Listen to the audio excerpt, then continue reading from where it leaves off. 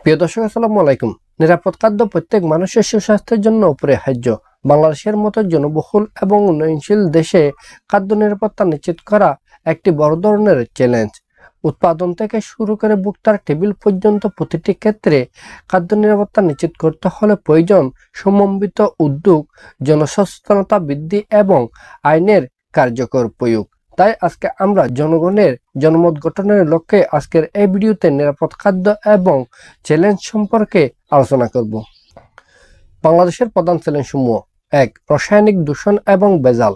ফল পাকাতে carbide, মাছ সংরক্ষণে formalin এবং দুধে ক্ষতিকর রাসায়নিকের মিশ্রণ মানুষের স্বাস্থ্য ঝুঁকি তৈরি করছে। ফলে এইসব রাসায়নিক ক্যান্সার, কিডনি এবং লিভারের রোগের অন্যতম কারণ হিসেবে চিহ্নিত হচ্ছে। ২. অপর্যাপ্ত স্বাস্থ্যবিধি এবং প্রক্রিয়াকরণ। রাস্তার খাবার এবং বাজারে অপরিষ্কার পরিবেশে খাদ্য সংরক্ষণ এবং পরিবেশন করার ফলে মারাত্মকভাবে স্বাস্থ্য ঝুঁকি তৈরি করছে। এছাড়া খাদ্য হ্যান্ডেলিং সম্পর্কে সচেতনতার অভাব খাদ্য দূষণে ঝুঁকি বাড়ায়। ৩. নিয়ন্ত্রক ব্যবস্থার দুর্বলতা। বাংলাদেশ নিরাপদ খাদ্য কর্তৃপক্ষ 2013 সালে গঠিত হলেও এর পর্যাপ্ত অর্থায়ন এবং জনবল সংকটের কারণে এর কার্যকারিতা সীমিত বললেও চলে। ৪. ভোক্তার সচেতনতার অভাব। অনেক ভোক্তা খাদ্যমান সম্পর্কে ওয়াকিবহাল নয়, ফলে তারা ঝুঁকিপূর্ণ খাদ্য গ্রহণ করছে। এছাড়াও অর্থনৈতিক সীমাবদ্ধতার কারণে অনেক ভোক্তা নিরাপদ খাদ্য কিনতে পারছে না। আমাদের সমাজে করণীয় ও সুপারিশ: আইন বাস্তবায়ন জোরদার করা। খাদ্য নিরাপত্তা আইন সঠিকভাবে প্রয়োগ করা গেলে আমরা নিরাপদ খাদ্য অনেকটা নিশ্চিত করতে পারব।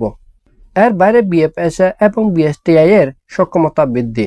যদি এই সমস্ত প্রতিষ্ঠানগুলোকে পর্যাপ্ত অর্থায়ন, জনবল এবং প্রশিক্ষণের মাধ্যমে দক্ষ হিসেবে গড়ে তোলা যায়, তাহলে তারা নিরাপদ খাদ্য নিশ্চিত করতে অনেকটা গুরুত্বপূর্ণ ভূমিকা পালন করবে। সেই সাথে সচেতনতা বৃদ্ধি। গণমাধ্যম, শিক্ষা প্রতিষ্ঠান এবং সামাজিক প্রচারণার মাধ্যমে যদি ভোক্তাদেরকে সচেতন করা যায়, তাহলেও নিরাপদ খাদ্য গ্রহণে ভোক্তারা অনেকটা এগিয়ে আসবে। পরিশেষে একথা নিশ্চিতভাবে বলা যায় যে নিরাপদ খাদ্য নিশ্চিতকরণ শুধুমাত্র স্বাস্থ্যগত নয়, এটি একটি সামাজিক এবং অর্থনৈতিক প্রয়োজন। বাংলাদেশে এই চ্যালেঞ্জ মোকাবেলায় সরকার, বেসরকারি সংস্থা, উৎপাদক এবং ভোক্তা সবাইকে এগিয়ে আসতে হবে।